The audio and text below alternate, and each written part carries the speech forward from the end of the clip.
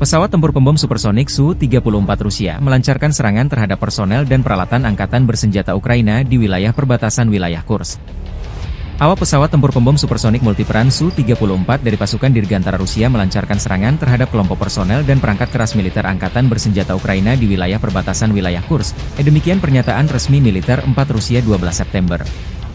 Serangan tersebut dengan bom penerbangan dengan modul perencanaan dan koreksi universal, yang memungkinkan serangan tepat dari jarak aman dari garis kontak. Setelah pengintaian mengonfirmasi keterlibatan target, pesawat kembali dengan selamat ke lapangan terbang keberangkatan, tambah militer Rusia.